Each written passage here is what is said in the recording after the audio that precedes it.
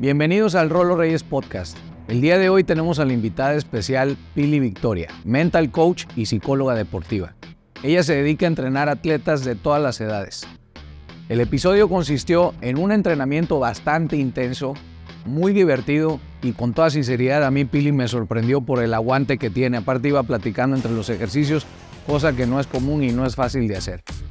Más la conversación en donde platicamos de parenting deportivo, psicología deportiva, desarrollo de habilidades y romper esos límites dentro del deporte y cómo te benefician en tu vida diaria. El episodio estuvo buenísimo. Espero les guste. ¡Ánimo! Sí, hablas de niños en el deporte que se meten por las razones equivocadas, ¿no? Empujados muchas veces por los papás. Y de los niños que, o más bien, de los papás que piensan que tienen a un Tiger Woods, a un Messi, a un Cristiano Ronaldo o a un Rafael Nadal, ¿no? La expectativa y la realidad no están alineadas. Ahí es cuando viene la frustración, cuando vienen las creencias de la infancia que arrastras hasta tu vida adulta. Sí. Y asocias ciertas cosas y ciertos logros o fracasos con quién eres y tu propósito en la vida. Sí. Entonces, pues de las cosas que yo he tenido la oportunidad y el privilegio de ver en estos años que tengo ya trabajando con atletas, niños, adolescentes y adultos, ves una inmensa diferencia. O sea, el niño te llega con la mente fresca, abierto a todo. Los niños que llegan conmigo, que no son tan niños, porque no puedes trabajar o no se recomienda trabajar cuando son menores de 12 o 13 años. También depende mucho de la madurez del niño, pero que no sean más chicos que eso, porque no tienen todavía la conciencia como de una estructura mental, ¿no? Entonces, no están ni siquiera conscientes de que tienen alguna limitación o algo así. Y cuando empiezas a trabajar con ellos, empiezas a descubrir cómo muchas de las actividades que realizan, a veces las eligen ellos, pero en la gran mayoría los van encaminando los papás, porque los papás vivieron así. O sea, si tú vienes de una familia de deportistas, pues por ende se espera que seas deportista, ¿no? Si vienes de una familia de empresarios, tienes que ser empresario. Si vienes de una familia de abogados, o sea, se espera que seas abogado, o de médicos, o qué sé yo, ¿no? Sí. Es como hemos evolucionado como humanos con este linaje que venimos cargando de generaciones y generaciones y generaciones. Y en el área deportiva es la misma historia.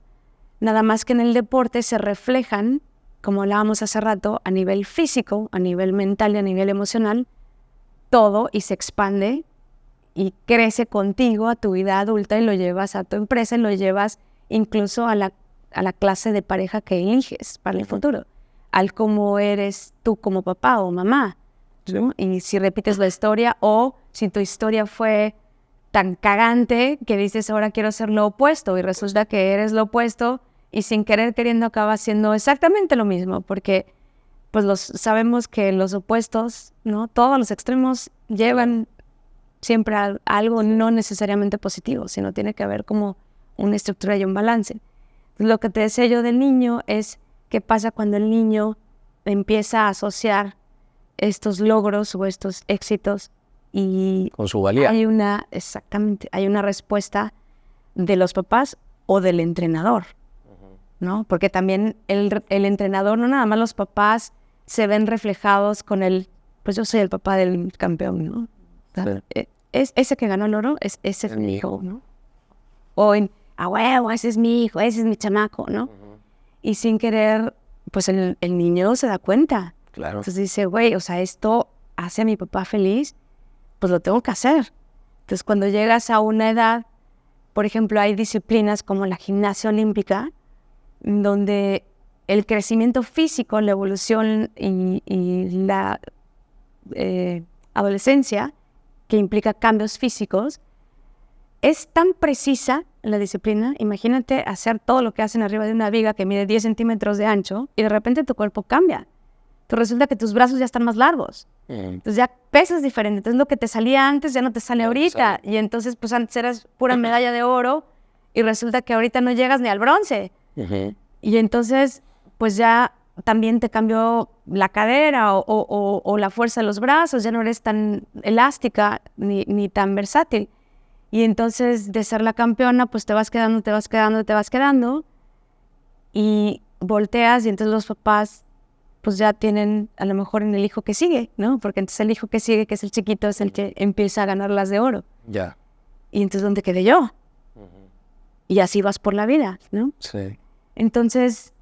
No, y el impacto de eso lo arrastras, ¿no? Ah, claro. O sea, lo arrastras hasta tu vida adulta. Y luego ya pasan los 30 y llega tu midlife crisis y dices, güey, ¿qué es lo que tengo que trabajar? Y regresas. ¿Cómo puedo ganar? ¿Cómo puedo volver a ganar? Sí, Porque siempre vas buscando eso. claro. La satisfacción o el valor que te dio el sentirte ganador porque asociaste que así es como te quieren. Cuando ganas solamente lo llevas al éxito en la empresa, al éxito como papá. Tienes que ser la esposa modelo o el esposo modelo, el papá modelo, la hermana modelo, la hija modelo, la empresaria modelo. Sí, y empezamos a desarrollar una relación muy tóxica con el fracaso. Exacto. Y el fracaso, güey, el fracaso es lo que te hace crecer, ¿no? Entonces, lo que te enseña, es lo que te enseña. Es tu mejor Sí. maestro. Regresando a lo que decías de los niños, hace poco acabo de escuchar un video de una persona que, pues, creo que se dedica a lo mismo que tú, ¿no? Es coach, ¿no? Y es psicólogo infantil y demás. Y decía que el 90% de los rompimientos entre un niño y un deporte pasan en el camino de regreso a casa después de un mal partido. Porque los papás, ya sabes, ¿no? Cometen el error de que es que no le echaste ganas, güey, no hiciste lo que practicamos, esto y aquello y demás. Y entonces, el niño va en el asiento de atrás, güey, diciendo, mames, me caga este deporte. Lo odio, no quiero volver a hacer porque mi papá se pone muy mal con esto, ¿no? Y entonces inconscientemente el niño relaciona el deporte con que su papá es un pinche ogro, ¿no? Entonces dice, no, ya no voy al partido de béis, ya no voy al partido de fútbol, no me gusta porque, ¿no? Y muchos niños... Lo que es peor, empiezan a sabotear, empiezan las lesiones. Okay. Es que me duele aquí, Sí. es que me duele allá, ¿no? Es que... Y entonces aprenden a victimizarse. Ah, huevo. Y entonces ahí cambia la atención del papá. No, pues pobrecito está lesionado, ¿no? No, pues pobrecito hay que atenderle esto. No, entonces el mismo papá, porque pues como voy a ser un mal papá, Claro. no le voy a exigir a mi hijo más porque pues ya está lesionado. Oye, Pili, ¿y qué recomendación darías a los papás que tienen a sus hijos metidos en el deporte y precisamente para que no pase esto que dices, que el niño relaciona su valía como persona con el triunfo o con la derrota, ¿no? ¿Qué recomendación le das a un papá que ve a su hijo ganar y lo quiere festejar porque lo quiere felicitar, y a la vez que ve al hijo perder y ¿qué les dirías en términos generales? Pues yo les diría que lo más importante que yo he visto es abrir un canal de comunicación con toda la transparencia y honestidad posible. Permítele a tu hijo que te exprese todo lo que siente y aprende a escuchar. Uh-huh. O sea, no juzgues si tu hijo ese día no quería jugar, si no se sintió cómodo jugando o si ese día le fue bien. No está mal festejar. O sea, festejar es parte de, o sea, es importante festejar. ¿Por qué? Claro. Porque también es como el premio a todo el esfuerzo que hiciste. Y se vale, y es necesario. Pero ahí está lo clave, lo que dijiste ahorita, al esfuerzo, no al resultado. Exacto. O sea, porque lo que dijiste ahorita de festejar el esfuerzo, que acabó en un resultado positivo, qué chido. Pero el esfuerzo es lo que se debería de festejar, ¿no? Exacto. Porque si estás constantemente festejando el marcador, ¿no? Lo que pasa es que los adultos asociamos una cosa con la otra. O sea, hay mucha gente que te dice, un gol es un gol. O sea, el casi meto gol Sí. no sirve de nada, Uh-huh. porque no ganaste, ¿no? O sea, el casi, pues no. Y ahí es en donde yo sensibilizaría a los papás. O sea, yo les diría, papás de hijos deportistas, que además, primero que nada, un aplauso por involucrarlos en un deporte, porque eso le va a dar a tu hijo Claro. más habilidades de las que sabes. 2, ya que lo hiciste, hazlo bien. Tú edúcate primero. Ah, huevo. O sea, tú acompaña a tu hijo en cada cosa, está con él y checa constantemente. O sea, cada X tiempo proponte un día papá e hijo o mamá e hijo y platica con ellos. ¿Cómo te va? ¿Cómo te sientes? ¿Te está gustando? ¿Crees que es lo tuyo?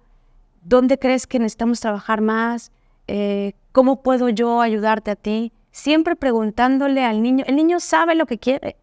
Y el niño es el mejor aliado que puedes tener para que tú sepas cómo ayudarlo. Pero pregúntale. Ya, y escúchalo. Sí. No es que tú no sabes, yo soy tu papá, yo sé más que tú. Sí y no. O sea, tienes que saber también escuchar y decir, bueno, a ver, en esta ocasión, vamos a ver qué pasa, intentemos, ¿no? ¿Qué es lo que quiere él? Obviamente sin un extremo, ¿no? Porque pues todos los extremos. Claro, Quiero que me compres un coche porque si no también me sirve, exactamente, sirves como guía, ¿no? No, chavo, no. Oye, y por ejemplo, aquí, esta parte de festejar, ¿no? Y enfocarte en el esfuerzo. Hace poco leía en un libro que se llama Discipline is Destiny, de Ryan Holiday. Este cuate habla mucho de los estoicos y demás. Y en un capítulo...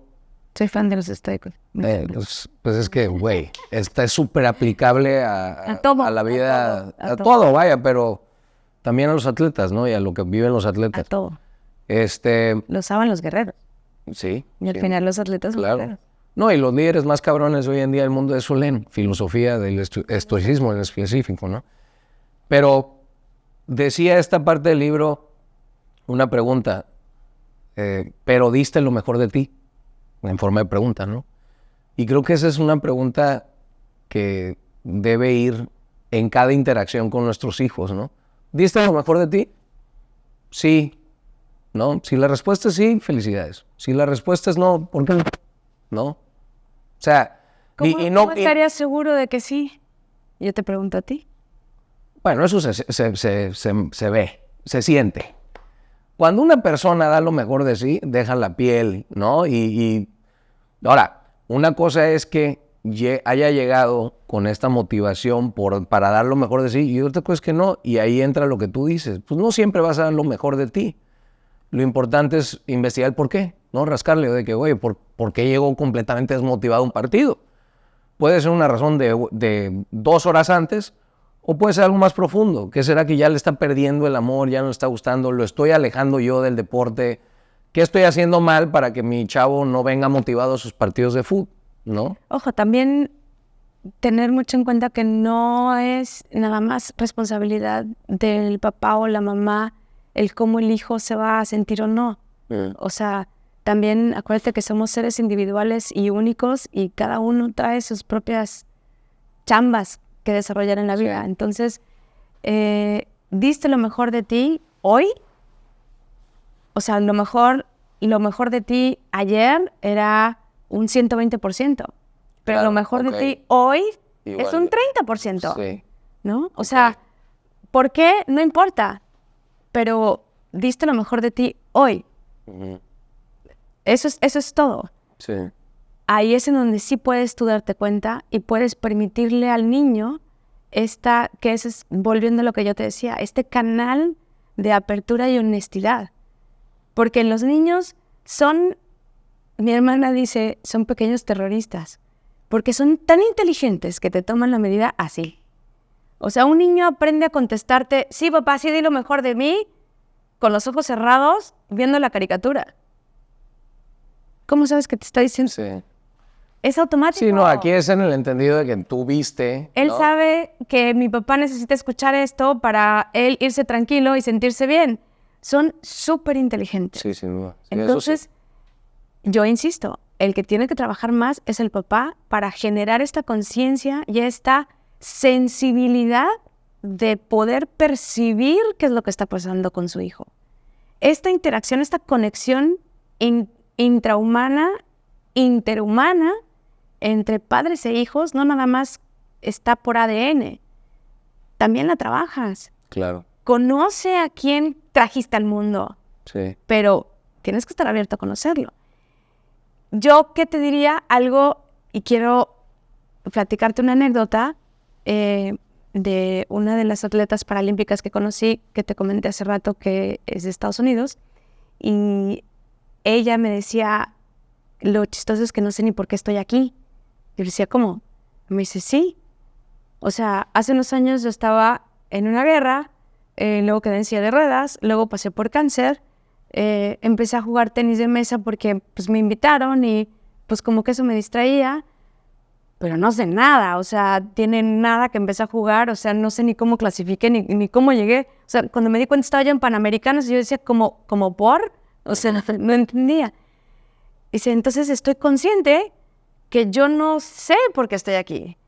Yo no puedo pretender llegar aquí pensando que me voy a llevar la medalla de oro. Entonces, para mí, cada partido tiene una pequeña meta.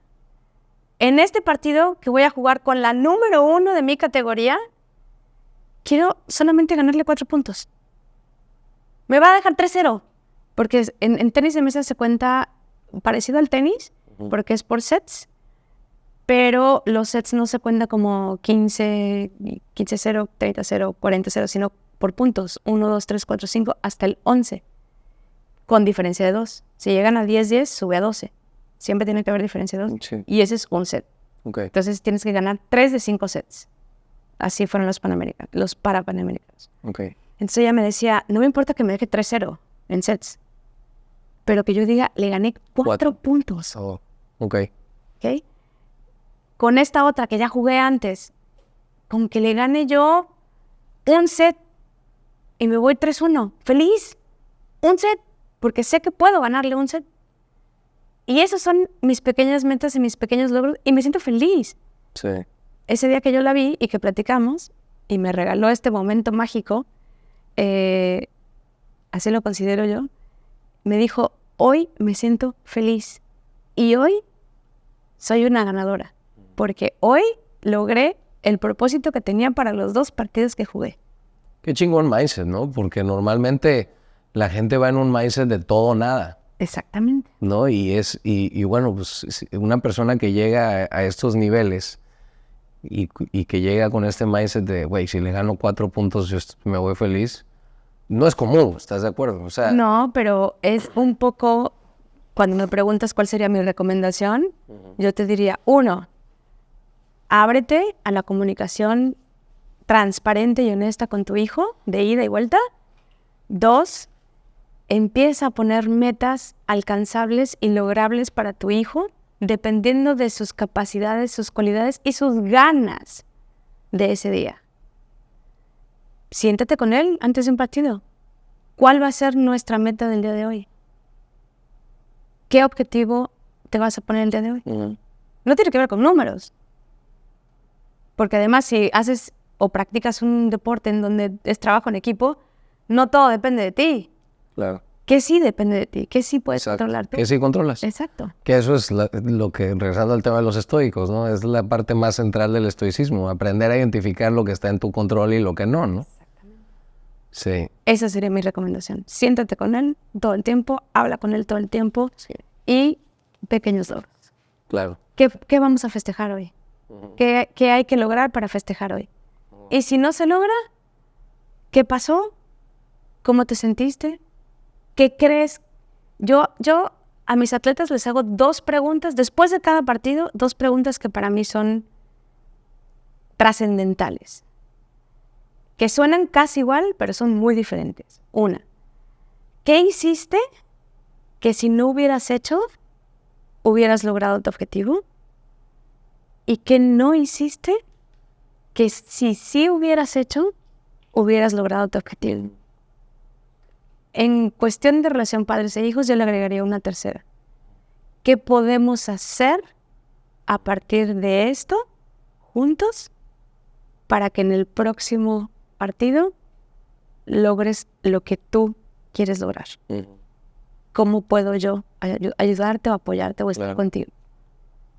Sí, pues es una muy buena recomendación y es como también ponerle palabras, ¿no? A ciertas cosas que luego quedan en el aire y es una manera de apoyar, ¿no? Y de involucrarte de una manera muy sana, porque hay muchos papás muy involucrados, pero que dices, güey, quédate en tu casa. Sí, mejor no te involucres. No mames, mejor no vengas. Sí. Digo, hace no mucho fui a un partido de mis sobrinos y dices, güey, hay cada papá que deberían de estar vetados, Sí. ¿no? Y mamás, Porque hay unas mamás que también gritan Locas. cada pinche brosada. Sí. Y dices, ¿cómo, güey? ¿No? Pero bueno, Y a otros niños que además dices, güey, son niños, ¿por qué le gritas a otro niño? O sea, sí está cabrón. Pero eso siempre así, es tan viejo como el tiempo. Yo no. recuerdo cuando iba a la liga municipal y todo eso cuando era niño. No, hombre, yo las peores brosadas las escuchaba en las mamás. Están muy cañones. Sí. Oye, a ver, Pili, y otra pregunta.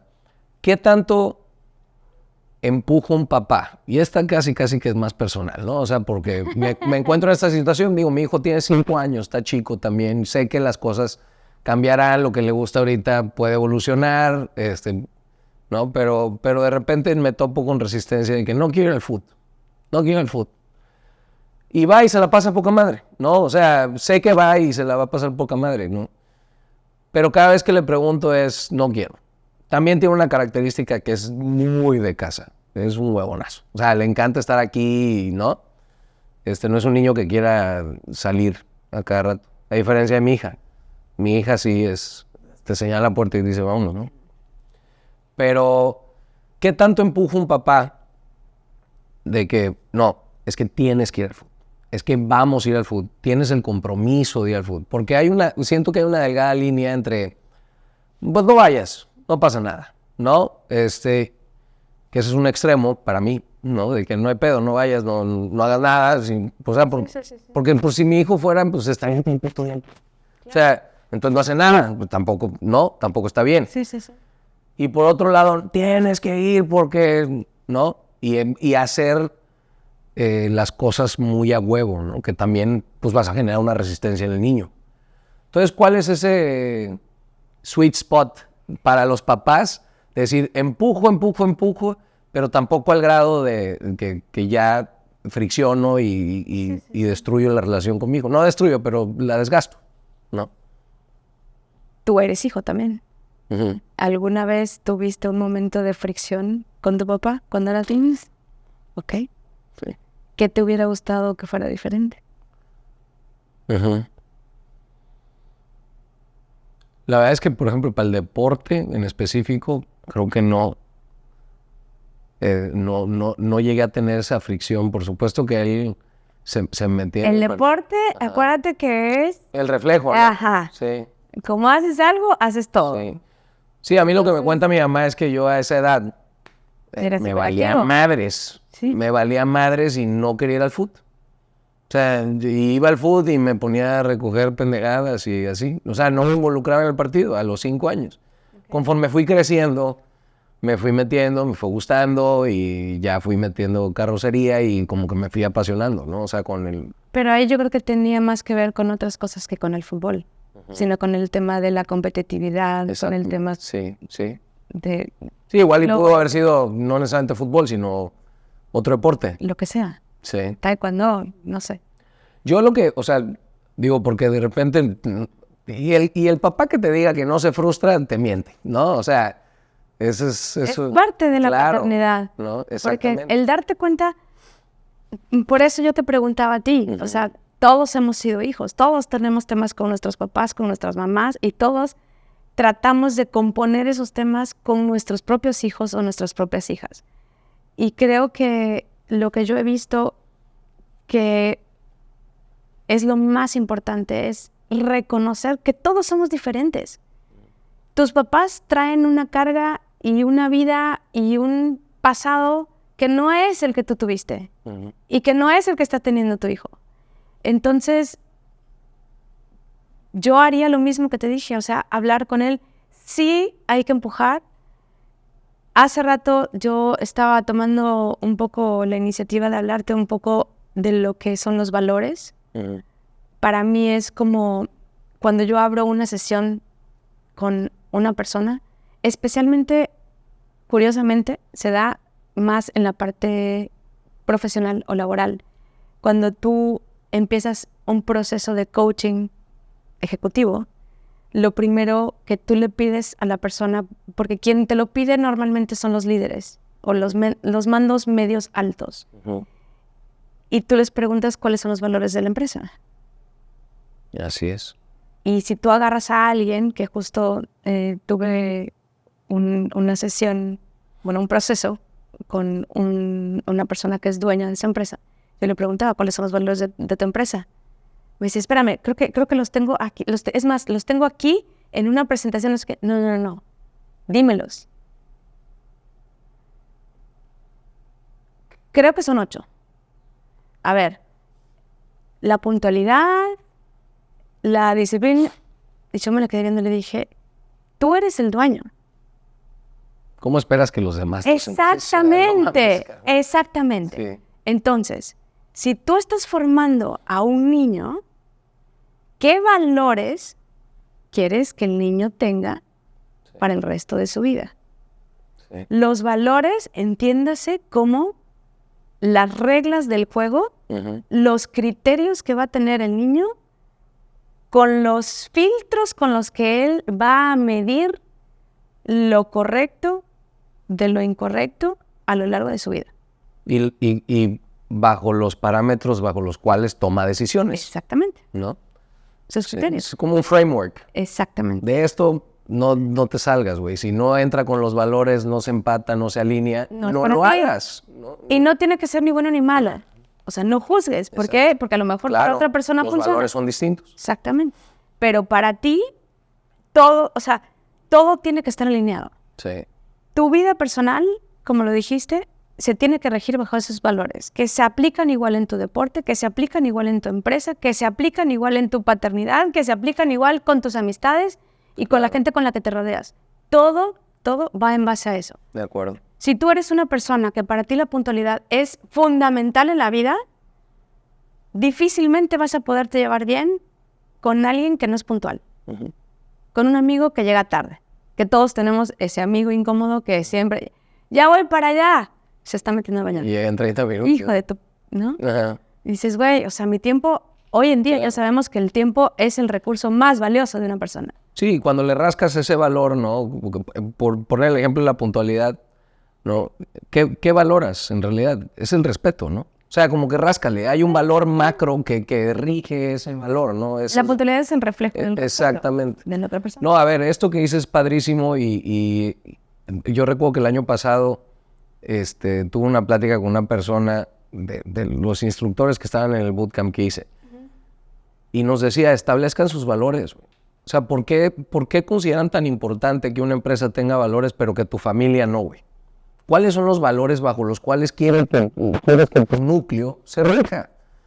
O sea, ¿cómo visualizas que tu familia sea, y hablando de los niños, cómo quieres que se maneje en el mundo? ¿Cómo quieres que afronten los retos?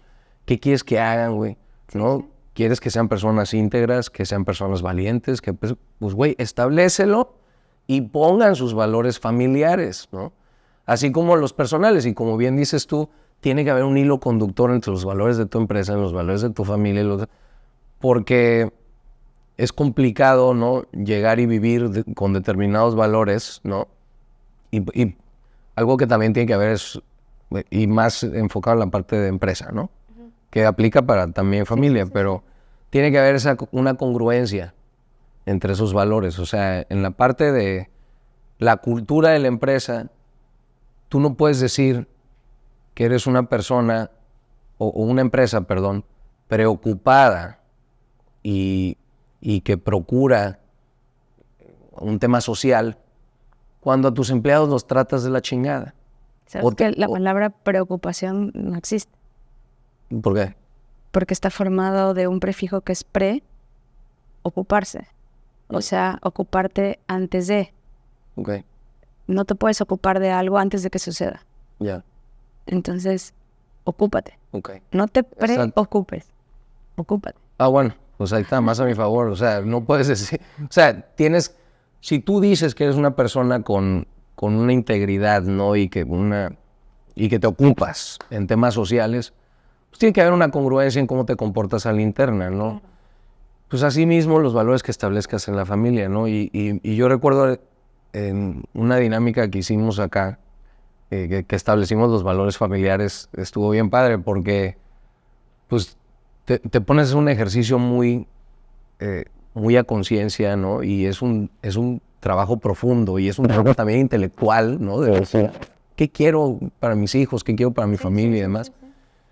Y aquí ya, digamos que ya establecimos los valores de la familia, ¿no? Y son 5, los tenemos muy claros, ¿no? Entonces, para mí, si algo pudieran rescatar de esta conversación, es eso, como que sí hagan un trabajo conciencia de qué buscamos, ¿no? ¿Qué quiero hacer, ¿no? Y bajo qué marco de acción me voy a regir, ¿no? Para tomarlas, porque los retos van a cambiar. Los retos de hoy no van a ser los mismos retos en 10 años. Entonces, si tú estás reaccionando ante los retos de cómo ataco este reto y cómo ataco este otro y qué voy a hacer acá y un caso hipotético y otro caso hipotético, no acabas. Entonces, mejor establece tus valores independientemente del reto que tengas enfrente, rígete bajo esos valores, ¿no?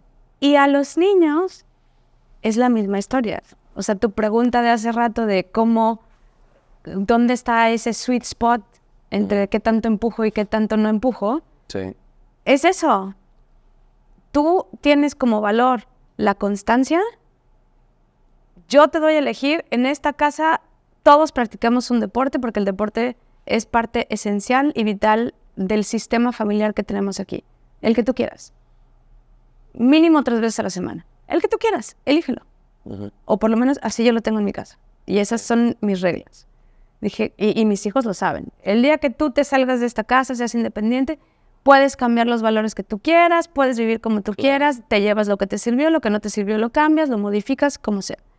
Pero mientras estemos interactuando bajo el mismo techo, para mí como mamá es importante, vital, cuidar la salud y la integridad de ustedes. Entonces, para mí es importante que ustedes practiquen un deporte por un tema de salud física, por un tema de salud intelectual, por un tema que ya lo irán descubriendo, pero es importante. 3 veces a la semana. De crecimiento. El que tú quieras. ¿Cuál quieres? No, pues yo quiero ballet. Listo. Les voy a dar 3 meses de prueba por deporte para que elijan cuál es el que les gusta. Okay. No me interesa. Si lo que tú quieres son artes marciales o quieres jugar béisbol o quieres jugar fútbol o hockey sobre hielo, que no hay aquí en Veracruz, ¿verdad? Pero si fuera el caso, sí, ¿verdad? Está bien. Entonces, son 3 meses mínimo. Y vemos. Y así era el acuerdo. Ojo, parte importante también, o un dato esencial que debes de saber como parte de la crianza, es que los niños de los 0 a los 7 años obedecen. Tú los formas. A partir de los 7, tú ya puedes negociar. Antes de los 7, no es negociable. ¿Por qué? Porque ahí es donde tú haces los cimientos y las bases. Claro. Sí puedes explicar, comunicar, dar el por qué y para qué, sobre todo, estamos haciendo esto de esta forma. Para que el niño tenga un contexto y que no sea solamente una imposición arbitraria. Pero de los 0 a los 7 te vas a acostar a las 8 de la noche porque es importante que a tu edad duermas 10 horas, porque tu crecimiento depende de tu descanso. Vas a comer verduras, vas a comer frutas. ¿Por qué? Porque tienes que tener todos los macronutrientes en tu cuerpo. Sí. Vas a tener 1 hora destinada a la televisión nada más, por decirte algo, ¿no? Y por ejemplo, ahí, o sea, tomando en cuenta esto que estás diciendo, vas a hacer deporte. Sí. ¿Sí? El que tú quieras. Ok. O el que él quiera, pero vas a hacer deporte. Sí. Ok, ya. Y 3 meses le damos. Sí, ¿no te gustó ese deporte? Cambiamos, elige otro. Pero son 3 meses. Ya. Y esos 3 meses vas a ir sí o sí. Sí. Ya. O, ¿qué propones que hagamos el día que no tienes ganas de ir? Sí. Porque no estás cumpliendo tu palabra. Y en esta casa, nuestros valores, el compromiso es uno de ellos. Claro. Así es como yo... Me parece un approach muy práctico, ¿no? También, o sea, porque luego nos quebramos el coco de... Ay, ¿cómo le hago? Y qué tanto sí, qué tanto no. Pero bueno, o sea, esta parte de los valores como que también te ayuda a esto, ¿no? Pues es una guía, es lo que te decía yo, es como el blueprint de tu vida. Sí. Y que lo aplicas en todos lados. Y que creo yo que tristemente se está perdiendo mucho. O sea, las generaciones de ahora, todo es como, pues deja que el niño explore, deja que el niño esto. Y sí está bien, porque sí creo que es importante que el niño tiene que descubrir cuál es su propósito en la vida, pero sí tiene que haber una línea, porque no vives solo en una isla desierta y haciendo tu voluntad. también tienes que adaptarte de cierta forma a una comunidad y a un sistema que existe. Claro. Que ha ido cambiando, sí, que ha ido evolucionando, sí, que creo yo que los seres humanos que van naciendo somos más conscientes. Creo que a partir de mi generación, que te llevo, ¿cuántos años tienes? 35. Te llevo 11 años, 40. Uh-huh. Es una década, es una generación completa. Sí. Creo que mi generación empezó con estos chispazos de cuestionar ¿por qué tengo que hacer esto? ¿O por qué a fuerza esto otro? ¿No? O el tema de la religión incluso, o el tema de cuántas dietas mi generación te puedo decir que mis compañeras pasaron, la de la luna, la del sol, la de la keto, la no keto, la no sé qué, que dices, güey, o sea, y estas generaciones pues ya vienen como más pulidas y con más cuestionamientos y más abiertos a otras cosas. Entonces, sí. Híjole, o sea, esta conversación puede llevar a terrenos pantanosos y controvertidos, ¿no? Pero sí, o sea, a ver, generación con generación siempre hay cambios trascendentales, ¿no? Incluso igual, dicen que tú sabrás de esto más que yo, ¿no? Pero que tenemos 3 cambios de trascendencia en nuestra vida, ¿no? Cuando entramos a la adultez, cuando la midlife crisis, famosa, Ajá. y cuando entramos a la vejez, ¿no? Entonces, por eso te dicen que planees muy bien con lo que te vas a comprometer a largo plazo, ¿no? Y que siempre te cuestiones, ¿esto en 10 años me va a llenar? ¿No? ¿Me va a hacer pleno como hoy en día pienso que sí? Claro. ¿No? Y esos cuestionamientos, pues son buenos, ¿no? Porque y me acuerdo de un escrito que decía, adultos de 40 años quitándose tatuajes que adultos de 25 se hicieron, ¿no? Sí. O sea, lo que te gustaba a los 25 ya no te gusta, güey. O sea, luego, adultos de 35 años deshaciéndose de empresas que adultos de 25 hicieron. Porque el adulto de 25 que hizo esa empresa no es el mismo de ahorita, güey. Entonces, y luego, la más grave, adultos de 35 años divorciándose de personas que adultos de 25 se casaron. Sí. Porque no lo pensaste más allá, ¿no? O sea, entonces... Pero también, o sea, entraríamos a un terreno muy cuestionable, porque también creo que parte del crecimiento que vas teniendo a lo largo de la vida es que vas cambiando de ideas. No, y es válido. Sí. ¿No? Y tienes que tomar decisiones. Ni modo que digas, no, porque... Me voy a esperar a los 50 para ver si ya todo me gusta, ¿no? Sí, no. No, al final de cuentas, o sea, tienes que tomar las decisiones y tienes que hacer las cosas. Prueba y error. Y vas a modificar. Nada más que creo que eso es un ejercicio sano, decir, a ver, en 10 años voy a cambiar. O sea, porque lo que te gustaba a los 17, lo que te gustaba a los 27 y a los 37. Pero tampoco puedes saber lo que te va a gustar en 10 años. De acuerdo. O sea, tomar una decisión ahorita pensando en esto en 10 años me va a servir, puta, no lo sé, güey. O sea, a lo mejor en 2 años, y te lo digo, regresando un poco al tema de lo que acabo de ver en los Parapanamericanos y la diversidad de discapacidades que existen, yo creo que la mayoría nunca se esperaron que les pasara algo así. Claro. O sea, nunca se vieron en una silla de ruedas, jamás, o sea, no nada más en 10 años, sino... Exacto. Nunca. La vida pasa, punto. O pasar por un cáncer, o tener una enfermedad como la esclerosis, o tener, no sé. O sea, no es algo que esté en tus planes. Claro. Y eso te cambia así. Sí. A ver, ya entremos a ese tema, porque es como que el tema central de la conversación también. Bueno, te lo demando. No, sí, vaya, pero es que a mí o sea, como que me llama mucho la atención, ¿no? La experiencia que acabas de vivir en Chile, ¿no? Que fue hace nada. ¿Hace cuánto fuiste? Me llegué hace 2 días. O sea, llegaste hace 2 días. Traes el jet lag todavía. Sí. Pero, a ver, ¿cuál fue tu mayor aprendizaje de esta experiencia? O sea, y sé que hay muchos, ¿no? Pero vamos de lo general a lo específico, ¿no? O sea, como que, ¿qué te dejó a ti como coach esta experiencia de haber ido a los Parapanamericanos y haber visto pues esta dinámica, estos mindsets completamente diferentes, estas competencias? O sea, cuéntanos. Me quedo con el asombro que siento al ver cómo el ser humano es capaz de sobrellevar, sobreponerse y lograr cosas a pesar de, por encima de. Me quedo con eso. O sea, los límites realmente son mentales. Claro. Eso es una. 2, no des algo que no te piden. No des algo que no te piden. Sí. Ok. ¿Por qué? O sea, ¿por qué eso? Porque entonces lo estás dando desde lo que tú crees que el otro necesita. Ya. Se interviene en tu ego. Exactamente. ¿No? Exactamente. Eso también lo aprendí. Porque mi personalidad es muy de dar, de estar, de anticiparme.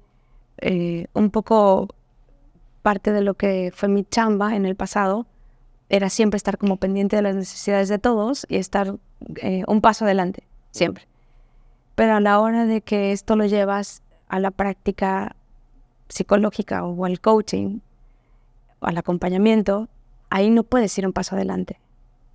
Ahí tienes que saber esperar a que la otra persona te exprese su necesidad para que entonces tú puedas acompañarlo de acuerdo a lo que la otra persona está requiriendo, no lo que tú crees que va a necesitar en un futuro. Yeah. Eso también lo aprendí, que fueron madrazos que me llevé yo. ¿Ahorita? Sí. Ok. Sí, yo pensaba, tenía tantas cosas planeadas por hacer y no hice ninguna. Te lo juro, ninguna. Porque ellos estaban cada quien en su tema y entonces yo solamente llegué al punto en donde yo voy a estar aquí y voy a estar como abierta a quien me necesite, cuando me necesite. Yo a veces solamente era un pásame o ayúdame o empújame o escúchame, lo que sea. Y tenía que estar ok con eso. Okay. Cuando a lo mejor yo llevaba hojas de papel porque quería hacer actividades con ellos y quería una meditación y quería una visualización y quería, ¿no? Y ellos ya no necesitaban eso. Ellos ya estaban enfocados en otra cosa. Entonces, fue duro para mí, Ya. pero también fue muy satisfactorio, que fue un gran aprendizaje para mí. Sí. El que tengo que hacer las cosas fuera de mí y más por ellos. Claro. Sí, para ser un verdadero soporte para ellos se requiere también subordinar un poquito el ego, ¿no? De que... Muchito. Sí. Sí. O sea, porque sí, y híjole, qué interesante porque normalmente uno llega desde su posición de jerarquía, ¿no? En términos de yo conozco de esto, yo sé de esto, sé lo que quieres y entonces esto es lo que vamos a hacer. Es que aparte es frustrante, o sea, tienes también que aprender a manejar la frustración de ver cuando alguien se va a dar la madre, se está dando la madre, puta madre, ¡pum! Se dio en la madre. Ok. ¿Todo bien? ¿Estás bien? Sí, estoy perfecto, no sé qué. Ok, listo. Ya se le... También lo tienes que dejar, ¿no? Y está cañón, o sea, el ir viendo la secuencia de las cosas cómo van a pasar, que dices, güey, o sea, realmente es cierto, alguien por ahí decía, no inventamos nada, ya todo está inventado. O sea, el hilo negro ya se inventó. Entonces, los seres humanos creemos que somos sumamente diferentes unos a otros y realmente somos tan iguales. Hacemos las mismas cometemos los mismos errores, nos estampamos contra las mismas paredes una y otra vez. Estés en silla de ruedas con muletas o parado, caminando y corriendo. Claro. Todos sienten mariposas en el estómago antes de entrar a una competencia. Todos tenemos que aprender lo que practicamos aquí, más básico. Dominar tu respiración. Tu respiración, que es lo más esencial, instintivo con lo que naces, es lo que hace que puedas pensar, que te llegue oxígeno y la sangre te llegue aquí arriba al tinaco para que puedas tomar decisiones en microsegundos que tienes. Claro. Pero si no controlas tu respiración, estás... jadeando, o sea, y te llega el oxígeno de aquí a acá, Sí. güey, no te va a llegar la sangre al cerebro. Claro. De hecho, eso que decías, hay un cuate que se llama Mark Divine, que es un ex Navy SEAL y tiene una empresa como de bootcamps y de coaching y, tiene varios emprendimientos, pero el más famoso es SEAL Fit, que son los bootcamps, que son, digamos que son las versiones para civiles de la Hell Week que pasan ellos, ¿no?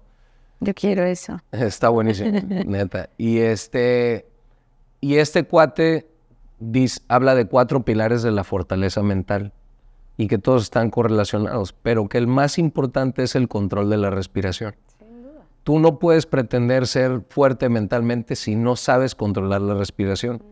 Y dice científicamente, o sea, y a nivel neurociencia, una persona que está en respiración de pánico no puede pensar positivo, punto final. No conviven las dos cosas, ¿no? Entonces, el segundo pilar es el positivismo. Pero ¿cómo puedes lograrlo si no cumples el primero? Sí, seguro. ¿No? Que es el control de la respiración. El tercero es la visualización, ¿no? De acuerdo a este cuate, ¿no? Sí, seguramente hay más. Y el último son las micrometas, ¿no? Y esos son sus 4 principios de la fortaleza mental. Pero el primero es el control de la respiración. Porque ninguno de los demás se da si no aprendes a respirar en situaciones, ¿no? Y una dinámica, híjoles, esta me acuerdo y como que al principio yo veía los videos y decía, güey, qué pinche necesidad. Pero haz de cuenta que ponen a la gente y te empiezan a echar agua con una manguera, ¿no? Aquí a la cara. O sea, como waterboarding, casi, ¿no? Sí. Y entonces la gente volteaba y demás. Y yo decía, güey, ¿para qué hacen eso, güey? O sea, eso sí es una tortura así medio ojete, ¿no? Pues pero resulta que tiene un objetivo, ¿no? Y dice, si tú aprendes a respirar... ¿A través del agua? O sea, no a través del agua, pero en una situación en donde te están echando agua y dejas que caiga el agua y empiezas a respirar, y cuando puedes por la nariz y cuando puedes por la boca y demás, pero tú agarras el hilo de la respiración con nosotros echándote agua, puedes respirar en cualquier puta situación, ¿no? Entonces, la próxima vez que estés en una situación en donde se ponga a prueba tu temperamento y que sientas toc, toc, toc, toc, toc, y que empieces y te empiezan a decir algo que no te gusta y te empiezas a transformar la cara, acuérdate que pudiste respirar con nosotros echándote agua en la boca, ¿no? Y en la cara. Entonces, respira, cabrón, ¿no? O sea, utiliza esta habilidad, respira y cálmate. Y responde como tú quieres responder, no como tu temperamento dicta, ¿no? Entonces, cuando nos explicaron esto, y dije, ok, güey, por eso nos están ahogando con esta madre. Digo, ya entendí el principio, ¿no? Y nada más el simple hecho de entenderlo como que te hace recibir el agua y decir, ok, voy a respirar, no me voy a esperar. Porque aparte te echan agua después de 50 burpees, entonces estás...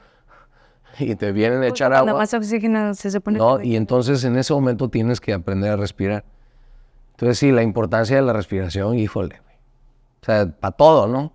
Pero además, o sea, con los atletas, o sea, lo practicas y lo practicas y lo practicas. O sea, todos esos pilares que dijiste sin querer queriendo, sí, es lo que practicamos. O sea, aprendes la respiración, ya sea la de Wim Hof, ya sea la que se utiliza mucho en la apnea, que es muy parecida, en yoga, hay miles de tipos de respiración. Uh-huh.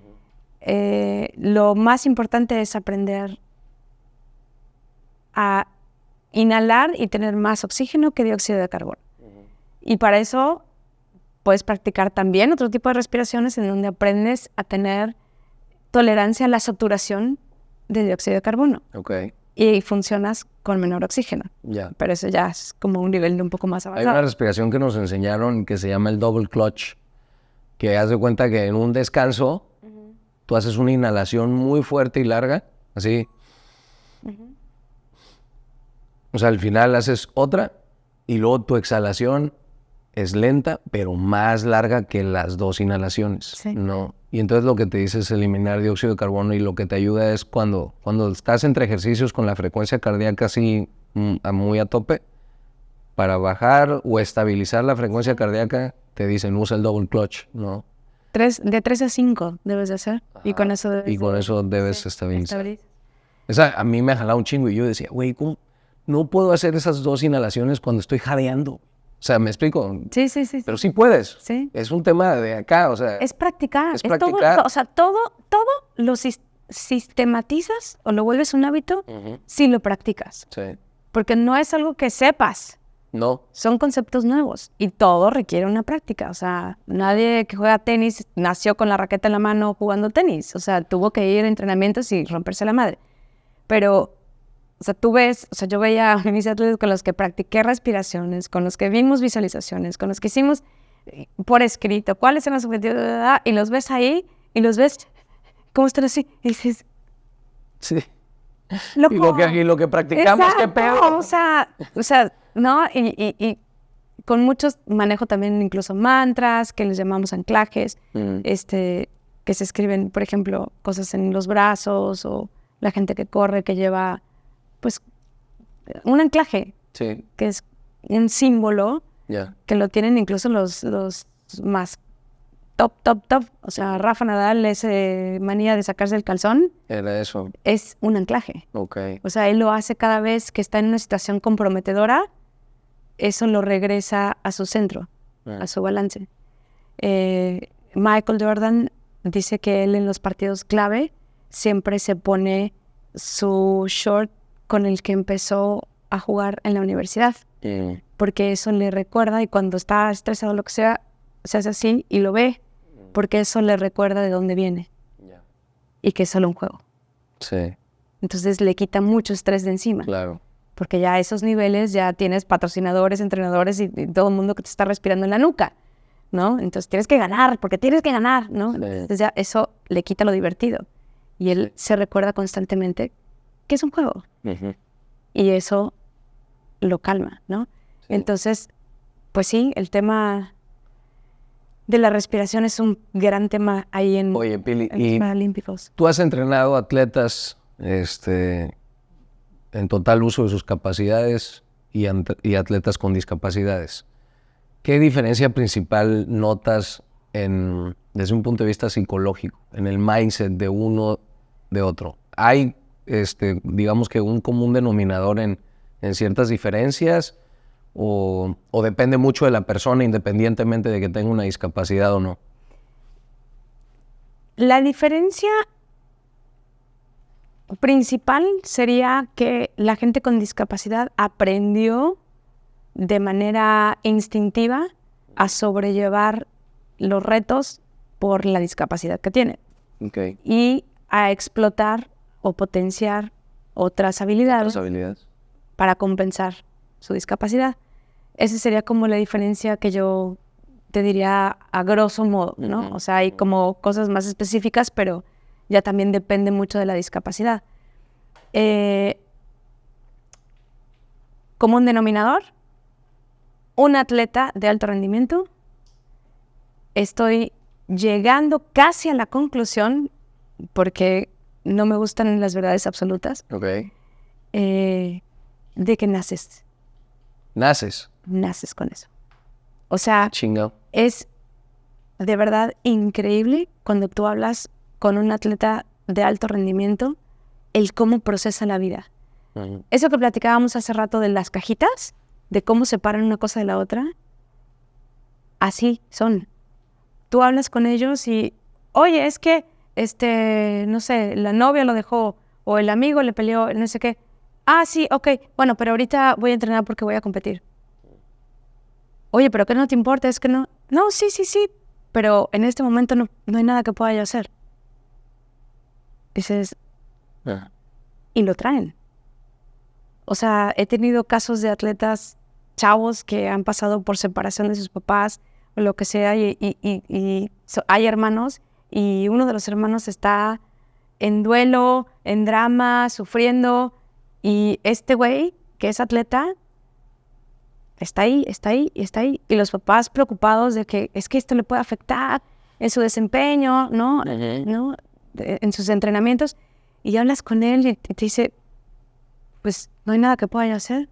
No, incluso hay unos que lo convierten en gasolina, ¿no? O sea, ese tipo de adversidades que... Sí. ¿no? Sí. Que llegan y enfocan, o sea, es su terapia, ¿no? Bueno, justo el chavo, que no voy a decir nombres, pero el chavo que mencionábamos del video, había muchísima porra de Chile. Pero, güey, escándalo así de que hasta a mí me perturbaba, o sea, de que yo decía, ya que se callen, así. Y yo le pregunté, porque hasta eso, o sea, tienes que preguntarles, ¿te gusta que te echen porras? ¿Te gusta que te griten? ¿O no? No, a mí me gusta el silencio. No, sí, a mí sí grítame. A mí me motiva. Este cuate me dice, a mí me encanta escuchar el desmadre, sobre todo si son del otro equipo. Huevo. Porque eso, digo, ahorita que yo gane, a todos voy a ver la cara. Entonces, güey, sí estás cañón. Sí. Ese tipo de cosas, por ejemplo. ¿Sabes quién tenía este mindset muy cabrón? Floyd Mayweather, ¿no? Sí. Normalmente llegaba, creo que peleó contra Ricky Hatton en Inglaterra. ¿Ok? Y ¿Hicieron el hack o qué? no, y puta, todo el mundo, pues obviamente Ricky Hatton de Inglaterra, aparte era como que un símbolo nacional ahí en el boxeo y demás.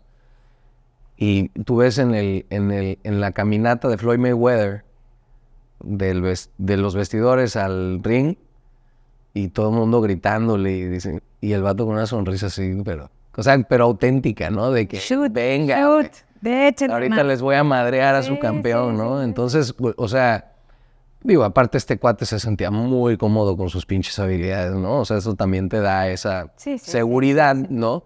Pero sí hay gente que se alimenta también de eso, ¿no? De esa adversidad de que, órale, te voy a demostrar, ¿no? A ti, a todo el público, a los jueces y demás, que...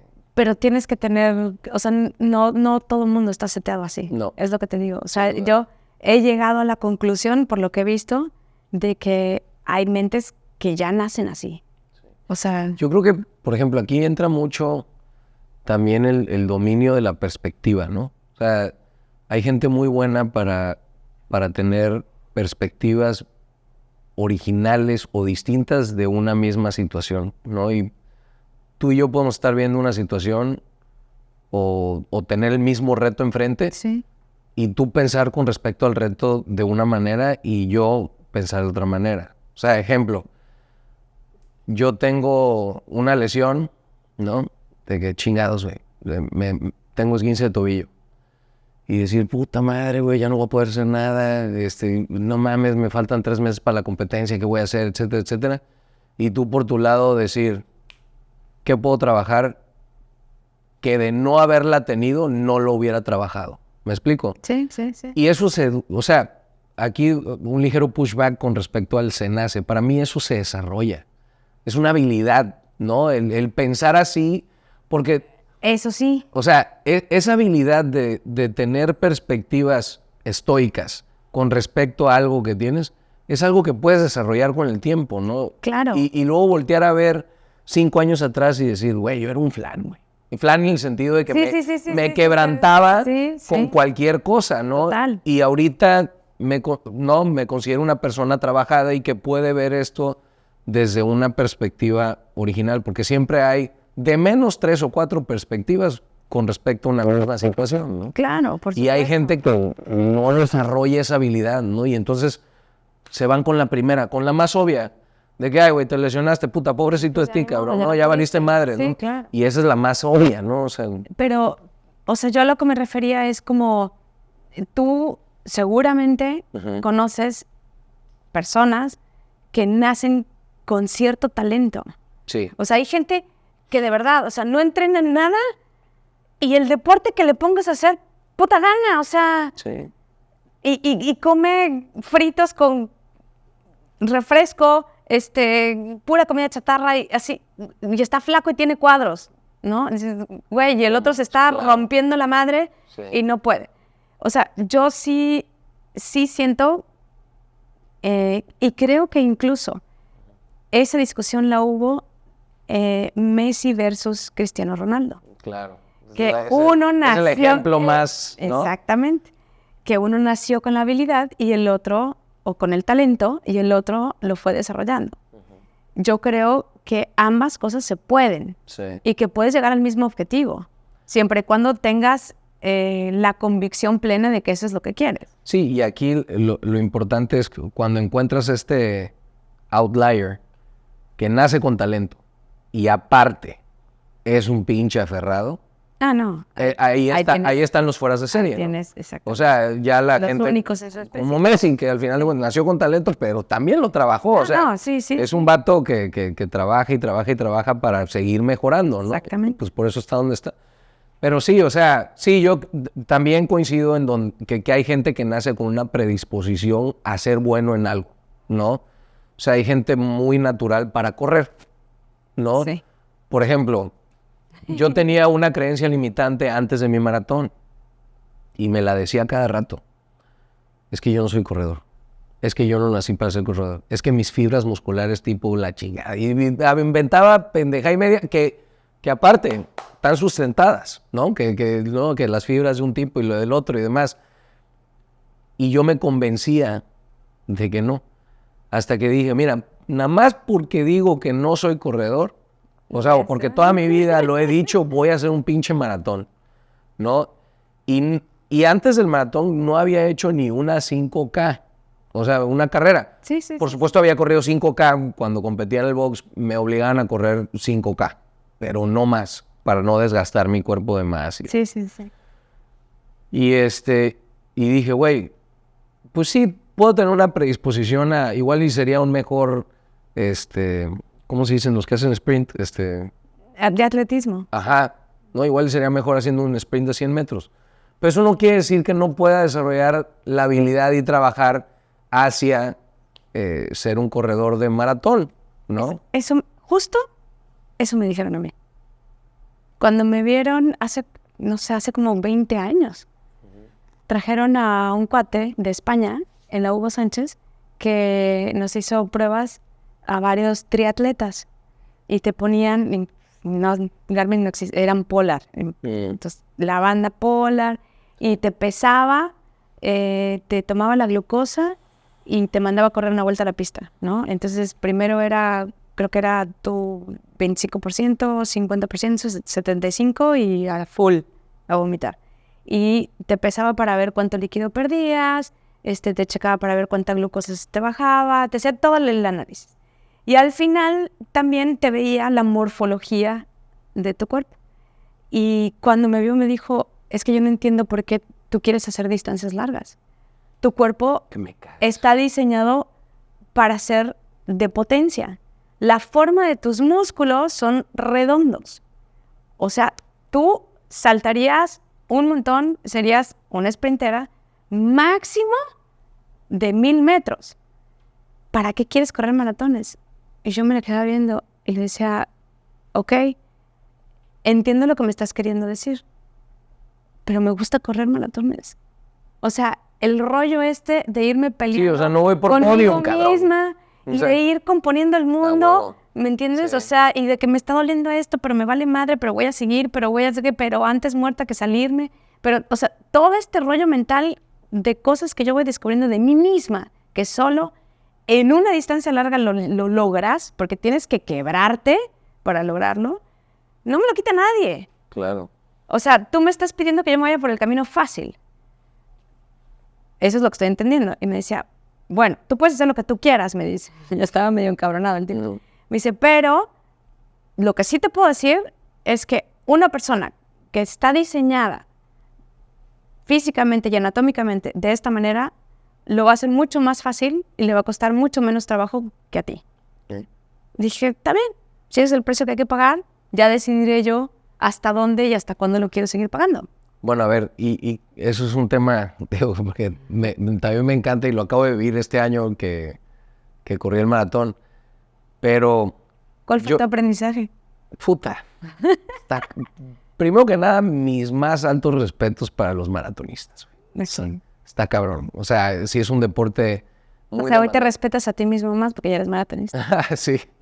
No, pero yo decía, qué pinche necesidad, qué mamada de ir a correr. No, o sea, desde mi ignorancia, ¿no? Yo veía los corredores y decía, bueno, Pero ahora que lo hice dije, güey, sí está cabrón. O sea, el compromiso al plan de entrenamiento para poder terminar un maratón, y más cuando te pones una meta de tiempo, ¿no? Que dices, güey, o sea...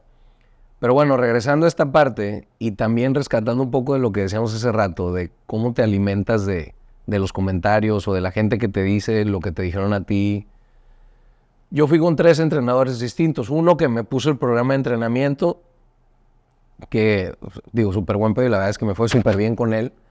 Pero cuando le dije, quiero hacer 3 horas con 45 minutos, ¿verdad? Y me dijo, ¿cuántos maratones llevas? Y le dije, no, es mi primero. Me dijo, mira, Rolando, yo te recomendaría que no te pongas un tiempo, güey. Que termines. Termina. Cruza la meta. Disfrútalo, ¿verdad?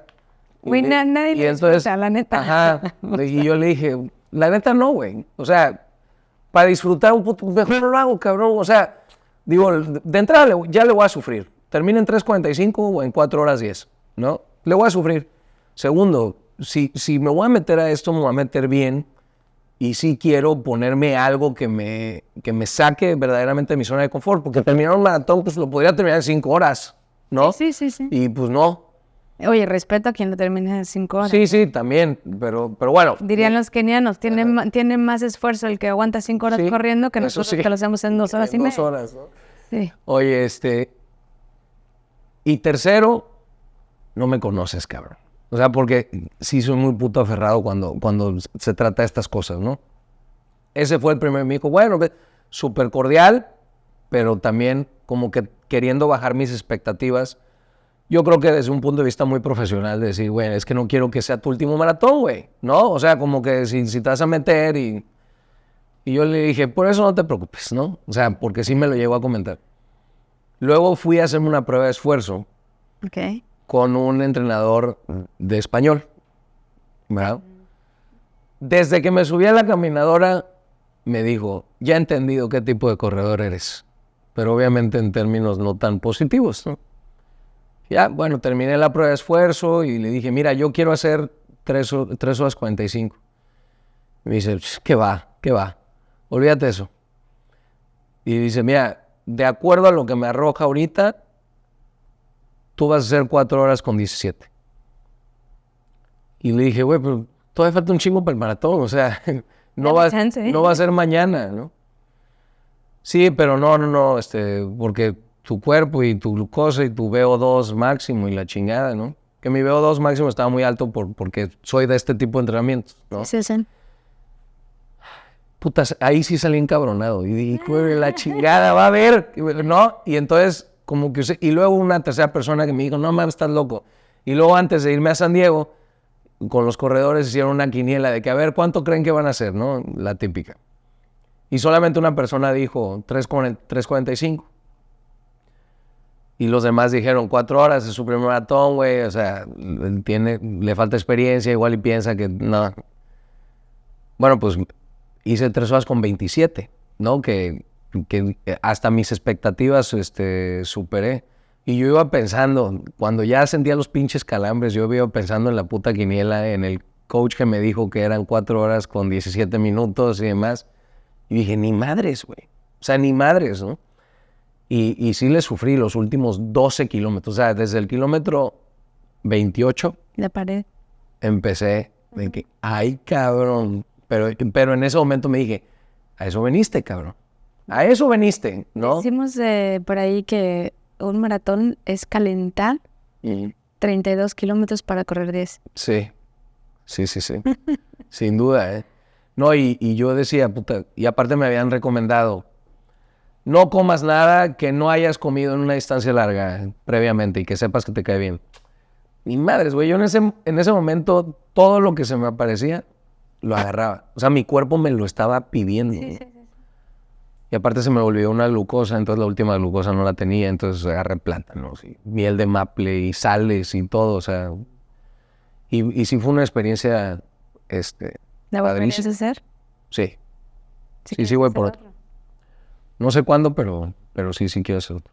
Sí te quedaste con buen sabor de boca, por decirme de alguna forma. Sí, la neta es que terminas y puta, güey. O sea, es una pinche... Porque aparte... ¿Lloras? Sí. No, y no solamente terminas los 42 kilómetros, ¿no? Terminas los 8 o los 6 meses que te hayas aventado de levantarte a las 5, ¿no? A las 5. Sí, o a las 4 para las distancias largas. A las 5 arrancas. Sí. Pero sí, o sea, sí es una disciplina bien, bien chingona. Digo, ya cuando corrí el maratón y vi toda la gente y todo el festejo, dije, ya entendí por qué. Ya entendí el mame. Sí. Porque la gente se engancha con esta pendejada. Sí. Bueno, y en teoría también dicen que correr es lo único que el ser humano hace por naturaleza. Uh-huh. Entonces, que no debería de ser tan difícil, independientemente del tiempo y de las habilidades que tengas de manera fisionómica, no debería de ser mayor reto más que tu naturaleza misma. O sea, y no dependes de nada. O sea, no es como andar en bicicleta, requieres de un aparato externo para poder, ¿no? Sí. Nadar, requieres una alberca o un mar o unos gogles o sea, todos Es muy los democrática la corrida, ¿no? O sea, cualquiera puede correr. hasta descalzo puedes correr, Sí. ¿no? Entonces, en teoría, pues esa es una de las maravillas o de las bellezas. Yo hoy en día he pasado una transición. Yo no sé si voy a volver a correr otro maratón completo, que todo el mundo ahora está con el ¿cómo? ¿Por qué? Entonces, porque mi mindset ya está diferente. O sea, yo cumplí 46 años, no sé cuántos años vaya a vivir, porque ahora también pues le he metido un poco más de estudio a la parte de la nutrición y la parte de la amortalidad, no inmortalidad, amortalidad, es tema para otra ocasión. Sí. Pero bueno, sí estoy consciente que estoy entrando a la segunda parte de lo que sería, en teoría, una vida normal de una persona 90, si tengo suerte 100, ¿no? Y ganas, porque no sé si tenga ganas de llegar a los 100 años, pero ponle que sí, a los 46 estás a la mitad. Sí. Entonces, viendo qué tipo de ejercicio es lo que me va a hacer que yo llegue a los 70, 75 y pueda seguir estando activa y pueda seguir corriendo y pueda seguir... Sin que te des en la madre. Exactamente. Ahí es en donde yo sí creo que ya llega el punto en donde, ok, si mi cuerpo no está diseñado para correr 42 kilómetros porque la morfología de mi cuerpo está hecha para otro tipo de cosas, y ya me reté, y ya lo hice, y ya lo logré y todo, pues voy a trabajar las áreas que sí me van a dejar, que no a lo mejor correr yo 42, pero sí que pueda correr 10, 15 kilómetros a los 70. Claro. O medio maratón, ¿cuál? Disfrutarlos, ¿no? Claro. Y que no me esté con la rodilla biónica o el tobillo, ¿no? O sea, Sí. que pueda hacerlo bien. Entonces, me metí más en esto. Bien. Funcionales, A ver, movilidad, digo, yoga, y seguramente ya nutrición. ya lo tienes medio estudiado, pero los doctores que estudian la parte de la longevidad y calidad de vida, no solamente vivir un chingo, sino con Vivirlo calidad, bien, vivirlo ajá. bien, ya están tratando al músculo, o sea, el exoesqueleto muscular como el órgano más importante de la longevidad y calidad de vida, ¿no? Y hay una correlación altísima entre las muertes en la vejez y la sarcopenia, ¿no? O sea, de que la sarcopenia es la del músculo que se va como que deteriorando, Sí, ¿no? sí. Entonces, la gente que tiene poca masa muscular tiene una tendencia mucho más alta a morirse, punto final. O sea, Incluso están encontrando la correlación con temas cardíacos. O sea, la masa muscular te previene de muchísimas cosas, porque poder lograr tener masa muscular después de cierta edad sí.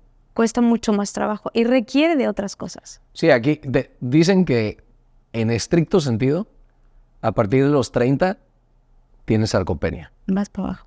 2% anual, ¿no? Vas para abajo. Entonces, if you don't use it, you lose it. Exactamente. Entonces, tienes que hacer más cada vez para mantener el músculo, ¿no? Y digo, a mí una pinche...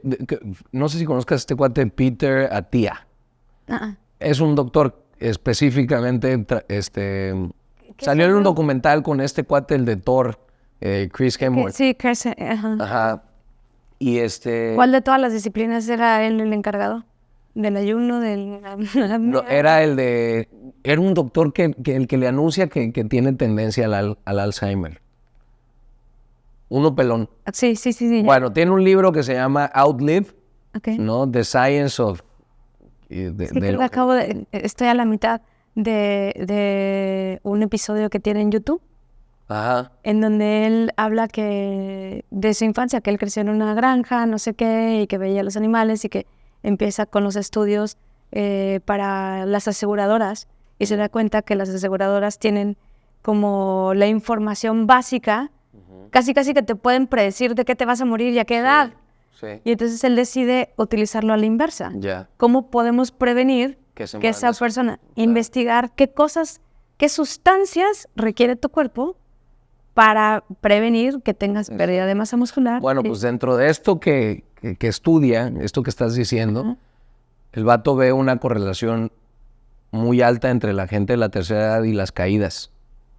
Las caídas. O sea, que me caí porque no puedo bajar unas escaleras de forma segura. Sí. Me caigo, me rompo la cadera y a los 6 meses, 12 meses, 14 meses me muero. Porque lo peor que le puede pasar a una persona en la tercera edad es quitarle la movilidad. Que no se mueva. ¿No? Entonces una cadera rota, pues te inmovilizan y demás. Entonces te mueres, te da algo y bye, ¿no? Y entonces él empieza a empujar esta parte de tienen que llegar a la vejez con músculo. Sí. Y con chingos de músculo, ¿no? Y no solamente músculo, sino movilidad también, porque hay mucha gente que se atrofia. Que está así, pero está así. Mover, sí. Y entonces empiezan un deterioro, pero en picada, porque nunca trabajaron la movilidad. Exactamente. ¿No? Entonces está interesante el tema de este cuate. Y el libro, yo no lo he leído, pero se lo acabo de regalar a mi doctor, a mi otorrino. Que no me curó. Para que lo lea por ti, te cure. Muy bien. Que no me curó, pero bueno. Pero sí, está bien interesante. Después te hablan 10 años y tú dices, ya lo entendí. Sí. Sí, ¿no? Oye, Pili, pues la verdad es que, fue una buena plática. Creo que va a salir contenido bien chingón, mezclado con el entrenamiento. ¿Qué te pareció? Estuvo bueno, ¿no? Sí, claro. Yo sabía que contigo íbamos a fluir bien.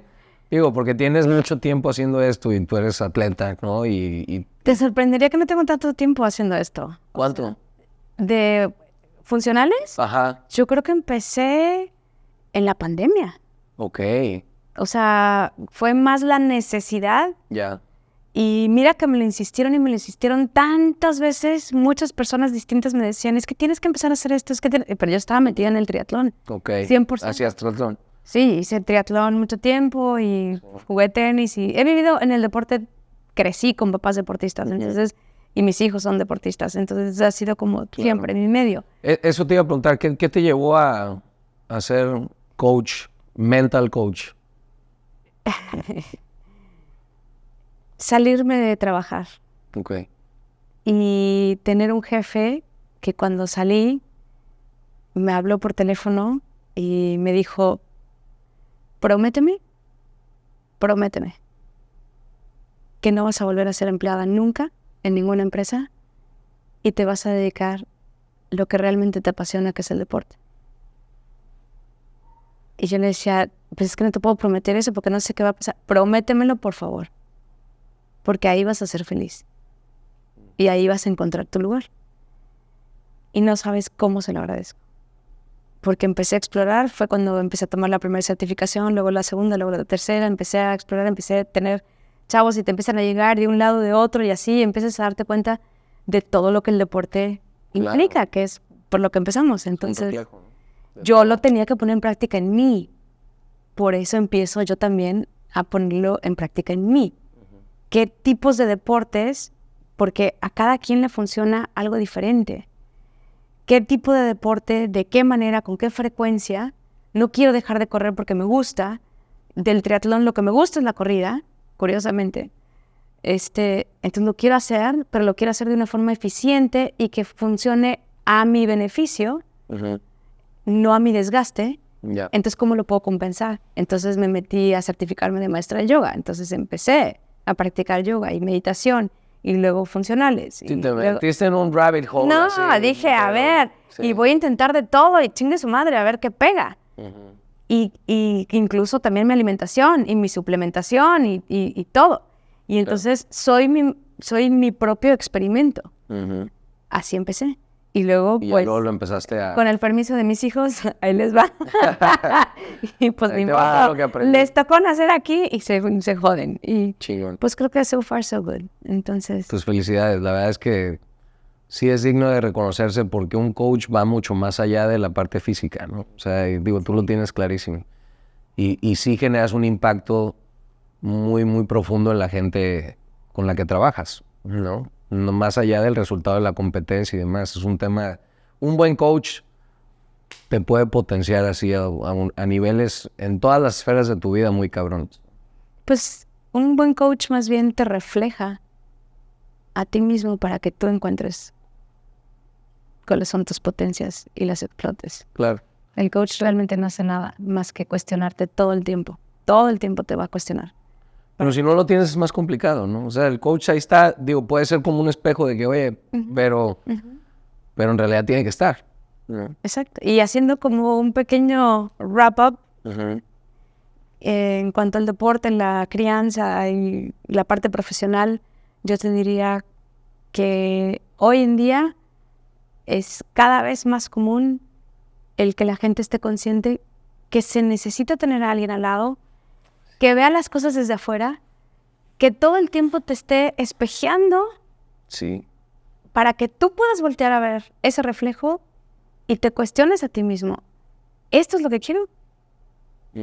¿Es esto para donde quiero ir? Sí. ¿O qué cambios tengo que hacer para llegar a lo que yo quiero ser en la vida? Sí. Entonces, yo sí sugeriría y a todo el mundo le diría, búsquense y platíquenlo con quien más confianza le tengan, pero búsquenlo, porque es la mejor manera de ser el mejor papá, de ser el mejor hijo y sobre todo el mejor ser humano. Claro. A mí me da mucho gusto que el concepto del coaching esté evolucionando y que esté agarrando como que esta atracción, porque no era así hace unos años. Y ahorita, no sé si sea el tema de las redes sociales o que han salido como que muy buenos coaches y como que la gente empieza a ver el valor de tener a un coach con el cual puedas pelotear temas y demás. No sé qué sea, pero es un tema valiosísimo, ¿no? Porque dicen que la peor posición en la cual tú puedes tomar una decisión es estando adentro de ella. Sí. Y un coach te ayuda a decir, hey, vente para acá, vela desde acá. Sí. ¿No? Y entonces la ves y dices, güey, ¿por qué me estoy complicando? ¿Por qué estoy dándole tantas vueltas? ¿Por qué? Sí. Porque te sales de la situación y ves desde una tercera perspectiva de forma más simple algo que... Nosotros le decimos cambias al observador, que eso es lo que haces, ¿no? Y le pones como varios cuestionamientos. ¿Conoces a alguien que ya haya pasado por una situación? ¿Cómo lo resolvió? Porque como te decía yo hace rato, o sea, en realidad los seres humanos no descubrimos ya nada, ya todo está descubierto. Entonces, ¿conoces a alguien que ya lo haya hecho? ¿Cómo lo hizo? Sí. ¿No? ¿A quién admiras? Okay, ¿qué admiras de esa persona? ¿Cómo crees que esas cosas que admiras las pudieras aplicar acá? Claro. Y tú solito lo vas armando. O sea, el coach realmente te cuestiona. Eso es lo único que hace. Sí. Muy bien, Pili. Pues muchas gracias. No, gracias a ti. Estuvo buena la plática, buen entrenamiento y va a estar chido el episodio. Y que no sea la primera y la última, sino... Claro, sin duda. ¡Ánimo! Venga. Agradezco mucho que se hayan quedado hasta el final del episodio. Espero les haya gustado la plática. Y si les gustó, lo mejor que pueden hacer para apoyar al podcast es suscribirse, darle like, dejar un review o depende de la aplicación en donde lo estén escuchando y compartir con su gente conocida, amigos, familiares, etc. Se los agradezco. ¡Ánimo!